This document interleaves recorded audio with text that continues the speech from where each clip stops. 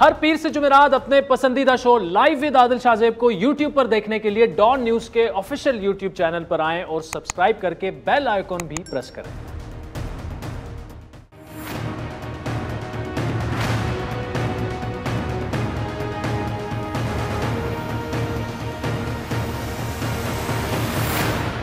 अस्सलाम वालेकुम, मैं हूं आदिल शाहजेब। गुज़श्ता 1.5-2 माह से जो मुल्की सियासी मंजरनामा कुछ धुंधला धुंधला सा नजर आ रहा था, वो नवंबर की एक जादुई तारीख गुजरने के बाद अब वाज़ेह होता दिख रहा है। बज़ाहिर तो कोई बड़ी तब्दीली दूर दूर तक नजर नहीं आ रही और अपोजिशन इत्तेहाद PDM की गैर वाज़ेह पॉलिसी और इस्तीफ़ों से एक मरतबा फिर रिवर्स होते परहेज करते हुए महंगाई के खिलाफ महंगाई आ जाए। और 3 माह बाद मार्च के ऐलान से यह भी वाज़ेह हो गया कि अपोजिशन फिलहाल अपने दम पर कुछ करने की पोजीशन में नहीं है या तैयार नहीं है। तहरीक इंसाफ को महंगाई और मईशत का चैलेंज जरूर दरपेश है, लेकिन इसके अलावा खान साहब को फिलहाल कोई और मसला यानी अपोजिशन से कोई मसला फिलहाल दरपेश नजर नहीं आ रहा। लेकिन दूसरी जानिब कुछ दिन पहले तक हुकूमत को मसाइल से दो चार करने के दावे करने वाली मुल्क की 2 अपोजिशन जमातें पाकिस्तान पीपल्स पार्टी और नून लीग अब आपस में दस्तो गरेबां हो चुकी हैं और अब तो बात एक दूसरे पर खुलकर तनकीद और एक दूसरे को नीचा दिखाने तक पहुंच चुकी है। आसिफ जरदारी साहब ने क्या कहा और फिर शायद खाकान अब्बासी साहब ने क्या कहा, ये सुने।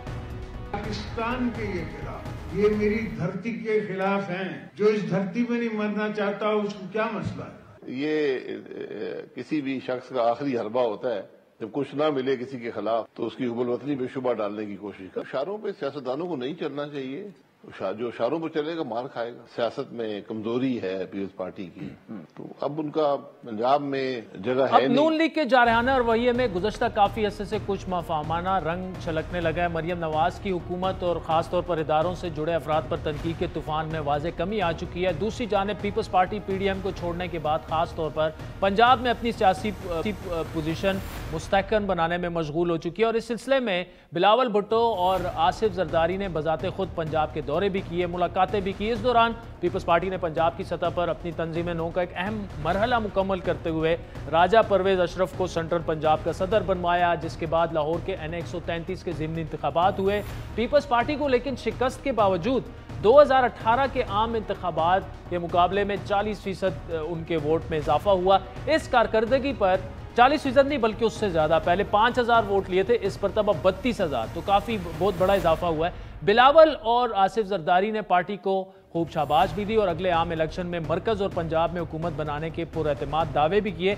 अगर आम इंतखाबात अपने वक्त पर होते हैं तो इस अहम मरहले के लिए भी सिर्फ 1.5 साल जो है वो बाकी रह चुका है। उमूमन इंतखाबात से पहले आखिरी साल सियासी जमातें जो है इलेक्शन मुहिम शुरू कर देती है और ऐसा ही माहौल इस वक्त नज़र भी आने लगा है। मुल्क में बलदियाती इंतखाबात का आगाज़ हो चुका है, जिसके साथ ही आम इंतखाबात का माहौल भी बनता दिखाई दे रहा है। अब देखना यह है कि इस सियासी माहौल में कौन किसके साथ हाथ मिलाता है और कौन किससे पीछा छुड़ाता है। तमाम मामलात पर गुफ्तगू करेंगे सीनियर सहाफ़ी और मुजीबुर रहमान शामी और कॉलमिस्ट और सीनियर सहाफ़ी आसमा शिराजी साहिबा ने हमें ज्वाइन किया है। शामी साहब, पहले आपसे शुरू करेंगे। ये जो पीपल्स पार्टी और नून लीग का अचानक हमें देखा, जरदारी साहब ने बड़ी सीरियस बातें की, फिर शायद खाकान अब्बासी साहब ने उनको तुर्की ब तुर्की जवाब दिया। ये कोई सीरियस होता आपको दिख रहा है? इसके पीछे क्या ये है कि असल मुकाबला अब पीपल्स पार्टी और जो है नून लीग में होने जाएगा पंजाब में, या कुछ और मामला आते हैं इसके पीछे? ये जो अभी ज़िमनी इंतखाब हुआ है, इससे पीपल्स पार्टी को फायदा तो पहुंचा है, लेकिन वो जो कहते हैं ना कि ICU से पीपल्स पार्टी बाहर आ गई है, लेकिन अभी तक वो अस्पताल में मौजूद है। यानी ऐसा नहीं है कि कुछ चौकड़ियां भरने लग पड़ी हो। तो एक मैसेज पीपल्स पार्टी का आया है कि उसमें जान पड़ सकती है और वो दौड़ में शरीक हो सकती है, लेकिन असल मुकाबला इस वक्त भी मुस्लिम लीग नून और PTI के दरमियान होगा। जहां PTI मैदान में ना हो वहां पीपल्स पार्टी उसकी जगह ले सकती है। तो पीपल्स पार्टी को भी बहुत मेहनत करनी होगी, बहुत कोशिश करनी होगी। अभी ये कहना आसान नहीं है, बल्कि मुमकिन नहीं है कि हम ये कहें कि अब उसका जो मेन हरीफ है वो मुस्लिम लीग नून है और मुस्लिम लीग नून और उसके दरमियान मुकाबला होगा और PTI आउट हो चुकी है।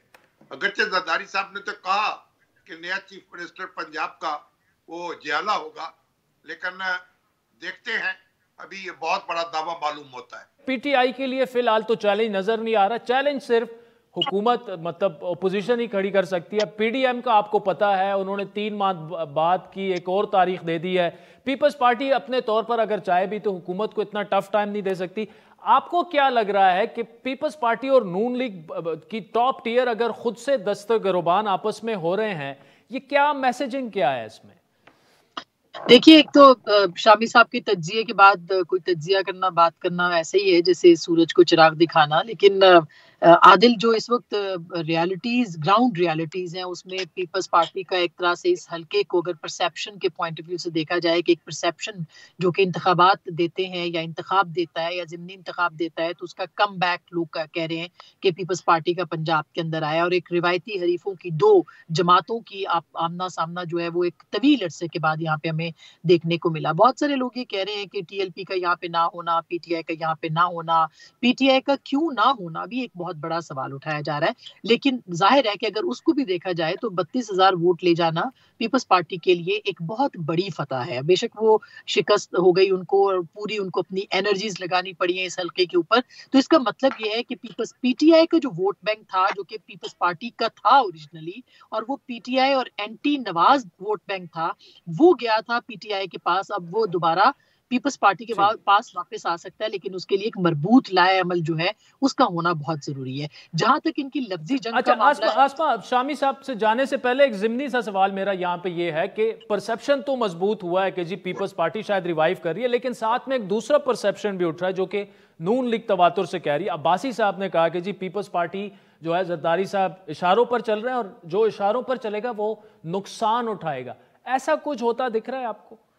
देखिए, जो इंतखाब होता है उसके अंदर अब वोट जो है वो किस इशारों के ऊपर लोगों ने डाले हैं, या ये इंतखाब गलत इंतखाब था, इसके अंदर कोई धांधली हुई है, इस पे तो पीएमएलएन ने अभी तक कोई बात नहीं की है। इसलिए हम ये नहीं कह सकते कि ये इस इंतखाब को अगर देखा जाए तो उस पे इशारों की बात हो रही है। और इशारे बिल्कुल पीपल्स पार्टी अपनी डील में हो सकती है, जिस तरह से पीएमएलएन अपनी डील के अंदर है। दोनों जमातें इस वक्त जो है वो अपनी अपनी डील के लिए ही बात कर रही हैं। वो ये चाहती है कि उनका उस किसी तरीके से, पीपल्स पार्टी चाहती है कि वो वापस आए पॉलिटिक्स में, और पीएमएलएन चाहती है कि वो वापस आए। और आपने देखा कि पिछले कुछ अरसे के अंदर अगर आप पीएमएलएन और पीडीएम की सियासत को देखें और खास करके नून लीग की सियासत को देखें, तो वो भी एक गैर वाज़ेह एजेंडे के साथ सामने नजर आती है। तो क्या हम ये समझे कि वो किसी इशारे के मुंतजिर है, जबकि पीपल्स पार्टी को शायद इशारा मिल गया हो? तो ये वो चीजें हैं जो कि जाहिर है कि पॉलिटिक्स में होती रहती है। ग्राउंड रियलिटीज क्या है? ग्राउंड रियलिटीज ये हैं कि पीएमएलएन और पीडीएम ने अपना जो एहतजाज था वो 4 महीने के लिए मौखर किया है। इन 4 महीनों के अंदर क्या क्या सूरत हाल है, क्यों उन्होंने मौखर किया है, इस क्यों के अंदर बहुत सारे जवाबात हैं।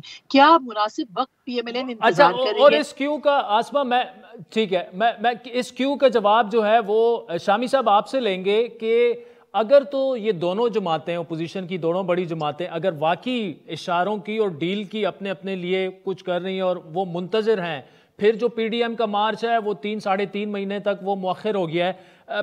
आपको भी ऐसा ही दिख रहा है, एक गैर यकीनी की सूरत हाल है, या हो सकता है कि इन दोनों में से किसी न किसी को पक्का इशारा मिल जाए और उनका काम बन जाए?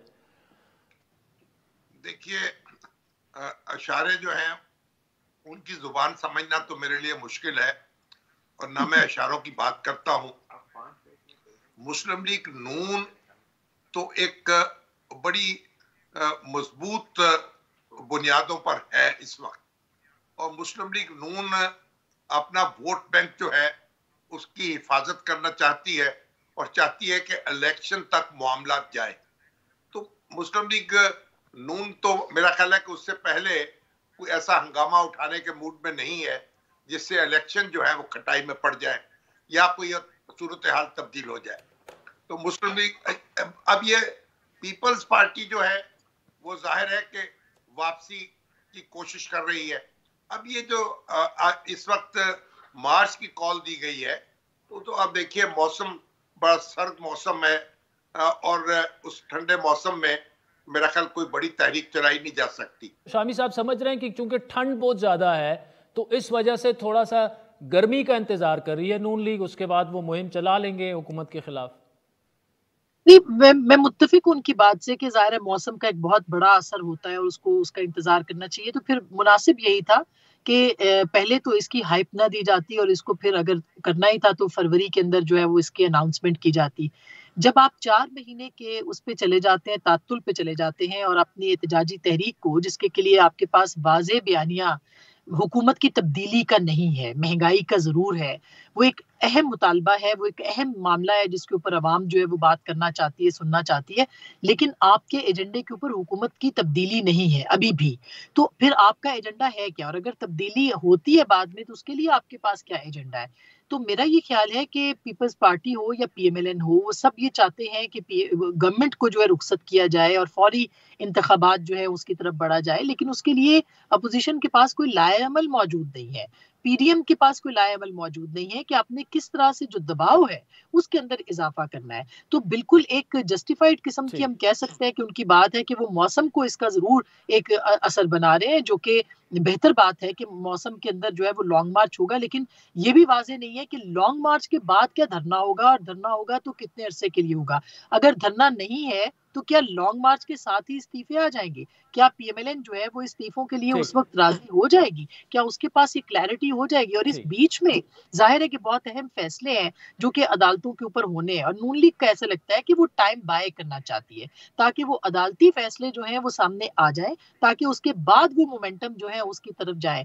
तो जो कि जस्टिफाइड चीज हो सकती है, लेकिन उसके लिए अवाम को जो की नब्ज है उसके ऊपर जरूर हाथ रखना पड़ेगा कि जिस तरह की सिचुएशन बन गई है उसमें नाउमीदी है, मायूसी है, और इसका शिकार जो है वो पाकिस्तान की हुकूमत नहीं होगी, निजाम नहीं होगा, रियासत उसका शिकार हो सकती है, खुद अपोजिशन को उसका बहुत नुकसान उठाना पड़ सकता है।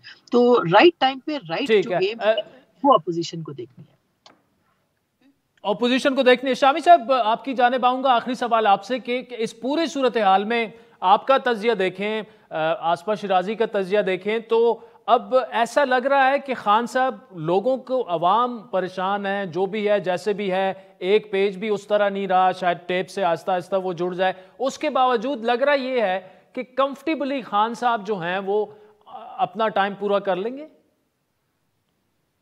देखें, अगर हम ये कहें कि पीटीआई या इमरान खान साहब जो हैं वो इररिलेवेंट हो गए हैं तो ये तो मुमकिन नहीं है। उनकी सियासी ताकत मौजूद है, उनकी अपनी जो कॉन्स्टिट्यूएंसी है उसमें भी अभी कोई रिवोल्ट देखने में नहीं आई और लोग उनके साथ जुड़े हुए हैं तो उनके हामी हैं, उनमें कोई बगावत के आसार नहीं है। ठीक है। और अभी तक वो उम्मीद का चिराग जो है वो जलाए हुए हैं और वो लोगों को तवक्को दिला रहे हैं कि वो हम अपनी मुआशी मुश्किलात पर काबू पा लेंगे। तो एक स्ट्रगल उनकी तरफ से भी जारी है और अगर वो भी अपना वक्त जो है तो वो पूरा कर सकते हैं, क्योंकि मुस्लिम लीग नून को ये दिलचस्पी नजर नहीं आ रही कि इंतखाबात जो हैं उनसे पहले कोई ऐसी कैफियत पैदा हो जाए या कोई ऐसा धमाका हो जाए या ऐसा कोई हंगामा हो जाए जिससे कि कोई खतरा पैदा हो जाए किसी एक्स्ट्रा कॉन्स्टिट्यूशनल इंटरवेंशन का। और पीपल्स पार्टी को भी मेरा ख्याल ये बात मंजूर नहीं है। तो दोनों जमातें कोशिश करेंगी कि वो अपना दबाव बढ़ाती रहे और जहां कोई इशारा उनको मिलता है उसको भी कैच करने की कोशिश कर लें, लेकिन अपने आप को इलेक्शन तक लेके जाएं और इलेक्शन में मुकाबला करें पीटीआई का। पीटीआई को इलेक्शन से पहले इख्तिदार से बाहर निकालना ना मुस्लिम लीग नून को मतलूब है और ना इस वक्त पीपल्स पार्टी को मतलूब है।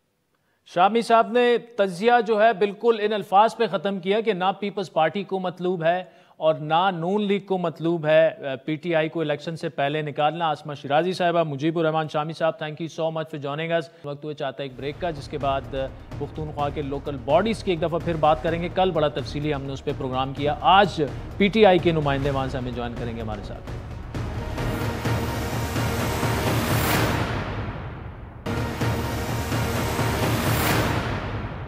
वेलकम बैक नाज़रीन। गुज़श्ता कल हमने जो खैबर पुख्तूनख्वा के लोकल बॉडीज़ इलेक्शंस हैं उस पर तफसीली प्रोग्राम किया और पाकिस्तान तहरीक इंसाफ के जो जनरल सेक्रेटरी हैं आमिर कियानी से भी कुछ जवाबात मांगे, लेकिन जो समर हारून बिलोर साहब और जाउल अफरीदी साहब ने जो इल्ज़ामात लगाए कि जी वहाँ पर बिल्कुल हुकूमत जो है वो मशीनरी भी इस्तेमाल कर रही है। फिर कल वज़ीर-ए-आज़म इमरान खान साहब भी आए, उस पर जो PTI KP की लीडरशिप है उनमें तहरीक इंसाफ के सीनियर तरीन रहनुमाओं में से एक हैं हाजी फजल इलाही साहब, खुद मेंबर सूबाई असम्बली है, इस वक्त हमारे साथ मौजूद है। फजल इलाही साहब, thank you so much for joining us.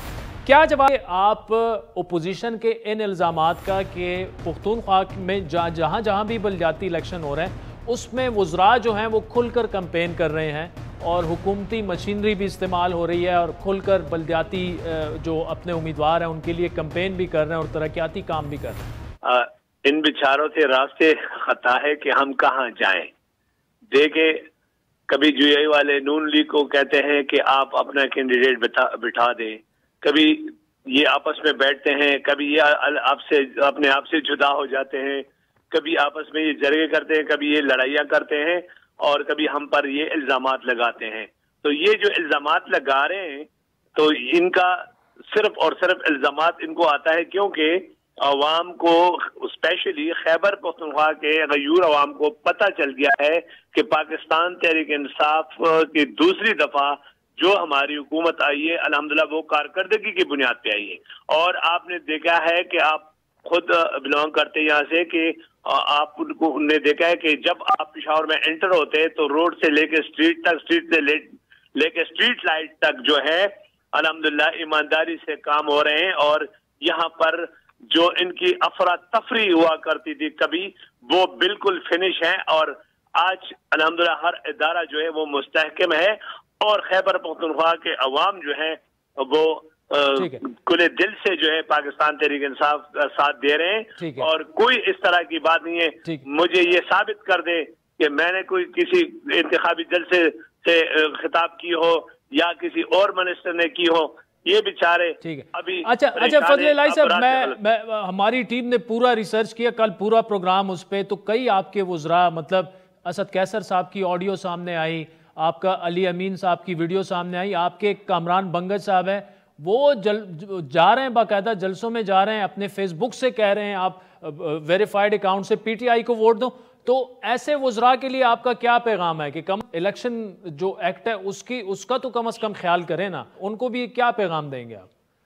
देखें, मैं तो यही कह रहा हूँ कि अगर फर्ज किया हम किसी भी अपने जो जाती पार्टियां होती है हमारी, जो अब फर्ज किया मेरे इलाके में पानी का मसला है, अभी मैं कल उधर जा रहा हूँ, वहां पर कोई कैंडिडेट मेरे साथ नहीं हुआ। अगर कोई हमसे कोई मीडिया वाले क्वेश्चन पूछते हैं कि जी बलदियाती इंतखाब में क्या करना चाहिए, तो जाहिर बात है हम सियासी वर्कर है, पॉलिटिकल वर्कर है, एक पार्टी पाकिस्तान तहरीक इंसाफ के वर्कर है, हम इतना तो हम कहेंगे कि जी जाहिर बात है हमने अगर काम किए तो हमें वोट दे, अगर हमने नहीं किया तो आप किसी और को वोट दे। लेकिन देखें वो इस तरह यहाँ पर जो प्रोग्राम होते हैं हमारे, वो मजबूरी के तहत बाज़ औक़ात जाना पड़ता है कि हमारे तरीके काम जो है शुरू है। 1 महीने पहले तो हमें जब केस हाई कोर्ट में अपोजिशन ले गए, फिर सुप्रीम कोर्ट हम चले गए और उसमें हमें पता भी नहीं था कि जी ये इलेक्शन होंगे कि नहीं, क्योंकि आप तो अदालतों के रहम करम पर थे, तो इसलिए जो है उसमें हमारे काम शुरू थे और ना कोई इस तरह की पाबंदी एकदम लाइन लगी नहीं थी। और यहाँ पर आपको पता है कि जिला पेशावर में अवामी नेशनल पार्टी के कुछ MPs ने मिलके 3 साल जो है पहले सिविल कोर्ट, फिर सेशन कोर्ट, फिर हाई कोर्ट और उसके बाद जो है सुप्रीम कोर्ट तक चले गए। इन्होंने भी धमाके और जो है गिफ्ट किए हैं स्पेशली पेशावर के अवाम के लिए, और हमें भी वो यही तलकीन दे रहे थे कि आप लोग भी काम ना करें। तो हम तो काम कर रहे हैं और काम शुरू है, तो लिहाजा हमारा 3 साल के बाद फंड रिलीज हो गया और जो हमारे मंसूबे ऑलरेडी जो है वो प्लान में थे और टेंडर हो चुके, सिर्फ वही हो रहा है। अच्छा फजल इलाही साहब, आखिरी सवाल आपसे, चूंकि आप लाइन पे, हम तो कोई और है, लेकिन आपके बारे में एक चीज मशहूर ये भी है कि बिजली गैस के जब भी मामलात होते हैं, आप अपने हल्के का जब काम आता है तो आप 10 मिनट में जो बंद फीडर होता है वो आप खुलवा देते हैं, वाकई ऐसा है? जी बिल्कुल ऐसा है, क्योंकि जब अवाम हमें वोट देते हैं तो इसलिए नहीं थे कि हम इनको उठा के जन्नत लेके जाएंगे, हम इनको यहाँ पर काम आएंगे। और जब इन्होंने हमें वोट दे के जो है इलेक्ट किया है, तो हमारा फर्ज है कि अगर यहाँ पर कोई ऐसे गैस और बिजली और दूसरे डिपार्टमेंट में जो हमारे बकायाजात बैठे हुए हैं, और जो बार बार हम अपने सीनियर से रिक्वेस्ट करते हैं कि अल्लाह का वास्ता है, ये वो लोग बैठे हुए हैं जो नहीं चाहते हैं कि हमारे खैबर पख्तूनख्वा के अवाम को जो सहूलियात इनका फर्ज बनता है वो दे दे। तो हम उनको सबक सिखाने के लिए स्पेशली मैं जो है उनको बता देता हूँ कि ये लाइन इधर से इधर काटो, इधर से उधर लगाओ, तो फौरन जो है इस इलाके का मसला हल हो जाता है। इसलिए मेरे साथी और खैबर पख्तूनख्वा के मेरे अवाम जो है वो कहते हैं कि हाजी फजल इलाही ने जो वापडा और गैस स्पेशल में मास्टर किए, तो अल्हम्दुलिल्लाह ये सच कहते हैं।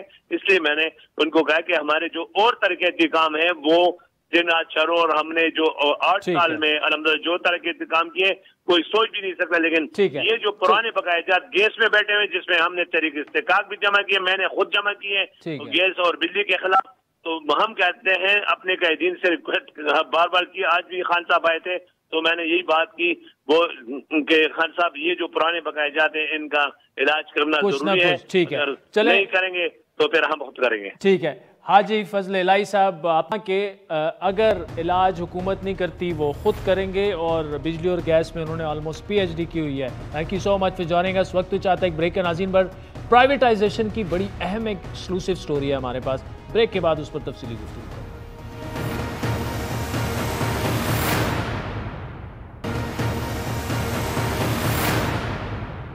वेलकम बैक नाज़रीन। तहरीक इंसाफ हुकूमत को तकरीबन 3.5 बरस हो चुके हैं और ये दौर शुरू से ही माशी मुश्किलात का शिकार है। हुकूमत की जानिब से मुल्क में माशी इस्तेकाम के लिए तरह तरह के इकदाम किए गए, दावे किए गए, माशी पहिया चलाने के लिए हर हरबा इस्तेमाल किया गया, लेकिन कोई इफाका नहीं हुआ। इस वक्त भी हुकूमत IMF के दर पर है और फ़कत $6 अरब के लिए इनके अपने ही रहनुमा गवर्नर पंजाब चौधरी सरवर के मुताबिक सब कुछ दाव पर लगा दिया गया है। हाल ही में हुकूमत ने सिर्फ $1 अरब की किस्त के लिए सख्त से सख्त शराइत के आगे जो है वो सरनिगू हो चुकी है। आलमी ताकतों से रेवेन्यू इकट्ठा करने के अलावा हुकूमत ने कई और मंसूबे भी बनाए थे, जिनमें से एक खसारे का शिकार कौमी असासों की निष्कारी थी, जो ताहाल ना ख़त्म होने वाली ताख़ीर का शिकार है। 2019 से अरबों रुपए मालियत के दर्जनों कौमी असासों की निष्कारी का फैसला हुआ और वजारत प्राइवेटाइजेशन को इस अमल का बाकायदा आगाज़ करने को कहा गया। हमने 2019 में भी 15 मई को ब्रेक कर दी थी कि हुकूमत ने 40 इदारों की निष्कारी का फैसला जो है वो कर लिया है, लेकिन वजारत की हर मुमकिन कोशिश के बावजूद मुतादिद तकनीकी, कानूनी और इंतजामी मसाइल से हुकूमत $3 अरब के सरमाए से अब तक महरूम है, जिसकी बड़ी वजह हमारे खुसूसी मालूमात के मुताबिक सरकारी इदारों की ही जानिब से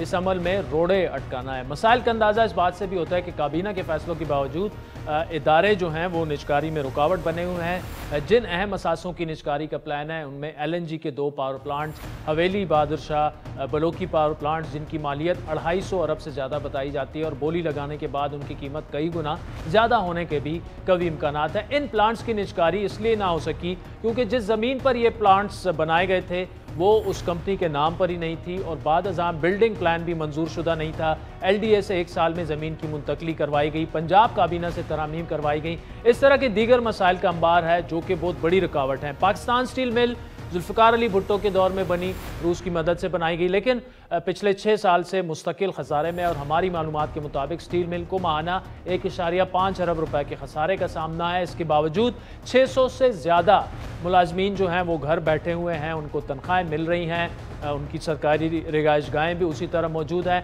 19,000 एकड़ का ये असासा भी यूनियन बाजी और ब्लैकमेलिंग की वजह से निष्कारी की राह में एक बड़ी रुकावट है। इसी तरह हैवी इलेक्ट्रिकल कॉम्प्लेक्स हरीपुर की निष्कारी की खबरें गुज़श्ता हुकूमतों से चली आ रही हैं, लेकिन मसाइल की वजह से ये मामला भी अभी तक आगे नहीं बढ़ पाया। इस इदारे का एक बड़ा काम 1 साल में 30 ट्रांसफार्मर बनाना था, लेकिन आज तक एक भी नहीं बना, सब बाहर से मंगवाए जा रहे हैं, जो इम्पोर्ट बिल में इजाफे का एक बड़ा सबब है। यहाँ भी ज़मीन के जो रकबे हैं और दूसरे बड़े मसाइल हैं निष्कारी की राह में वो रुकावट है। इसी तरह house building finance corporation, first women bank और कई डिस्कोस जो हैं उनकी निष्कारी भी कई रुकावटें उनमें तो दूर की जा चुकी हैं और कई अभी रास्ते में हायल हैं। प्राइवेटाइजेशन के रिकॉर्ड के मुताबिक 1991 से 2018 तक 172 इदारों की निष्कारी की गई। इन इदारों की निष्कारी 649 अरब रुपए में की गई। नून लीग के दौरे हुकूमत में 5 इदारों की निष्कारी 173 अरब रुपए में हुई। पीपल्स पार्टी के दौर में 1 इदारे की निष्कारी हुई, जबकि काफ लीग के दौर में 38 इदारों की निष्कारी 377 अरब रुपए में जो है वो की गई। दिलचस्प बात यह है कि हाल ही में प्राइवेटाइजेशन मिनिस्ट्री के अफसरान ने जब मुआवने खुसूसी बराए एस्टेब्लिशमेंट जब वो के परफॉर्मेंस एग्रीमेंट का रिव्यू कर रहे थे। अरबाब शहजाद को मुख्तलिफ इदारों की निजकारी के बारे में जब ब्रीफिंग दी जा रही थी, उसमें हायल रिकॉर्डों पर उन्होंने ब्रीफिंग दी, तो आखिर में अरबाब शहजाद ये कहने पर मजबूर हो गए कि पाकिस्तान में निजकारी शायद मुश्किल ही नहीं, नामुमकिन है। इदारों की निजकारी और इससे जुड़े मसाइल पर गुफ्तगू करेंगे हमारे नुमाइंदा फजल हक हमें ज्वाइन करेंगे, लेकिन एक ब्रेक।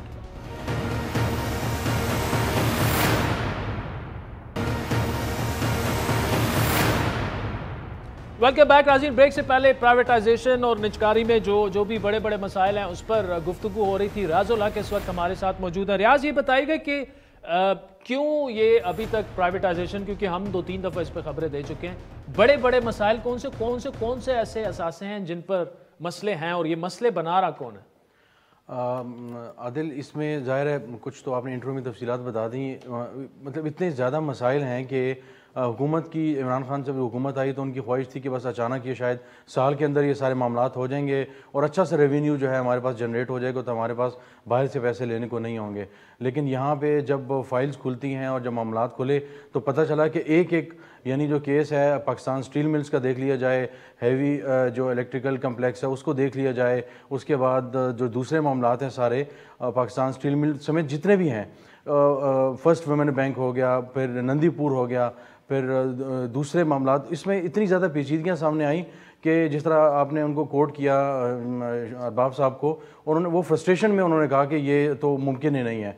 तो वज़ारत निजकारी और वज़ीर-ए-आज़म ऑफिस और जो प्राइवेटाइजेशन की जो कमेटी है CCOP, उनके कुछ एहलकारों से जो मेंबर्स हैं उनसे मेरी बात हुई तो उन्होंने कहा कि वाकई पाकिस्तान में बहुत मुश्किल है और उसकी कई वजूहत है, जिसमें ज़ाहिर है ब्यूरोक्रेसी भी नहीं चाहती, चाहे वो ज़मीनों की ख़रीदो फरोख्त हो या वो असासों से मामलात हो, तो वो ज़्यादा उसमें दिलचस्पी नहीं लेती। उनका ख्याल होता है कि इनसे हमें फ़ायदा हो रहा है। यानी पाकिस्तान स्टील मिल इस सबसे बुनियादी और बड़ी एक मिसाल है जिसमें 600 से ज़्यादा मुलाजमीन हैं जो पिछले 6 साल से मुफ्त की तनख्वाहें घर बैठे ले रहे हैं और वो 2-3 इसके अलावा जॉब्स कर रहे हैं और वहीं पर रिहाइशें उन्होंने ली हुई हैं और चंद 100 रुपये जो है वो देते हैं, जिसमें बिजली वगैरह का सब किराया भी उसमें शामिल होता है। और पाकिस्तान स्टील मिल में 1 मेट्रिक टन से 3 मेट्रिक टन जो है वो स्टील बनाने की गुंजाइश थी एक ज़माने में, और पिछले 6 साल से बंद है। 1.5 अरब रुपये इसको ज़ाहिर है नुकसान हो रहा है। लेकिन इसके ज़मीन के मामलात ऐसे हैं कि इतने पेचीदा हैं कि बाहर की जब कंपनीज आती हैं, जब वो और यार इसमें तो PTI ने कुछ बहुत बड़े बुलंद बाला दावे भी किए थे हुकूमत में आने से पहले कि हम ये नहीं होने देंगे, वो नहीं होने देंगे, कुछ भी अच्छा ये बताइएगा कि हुकूमत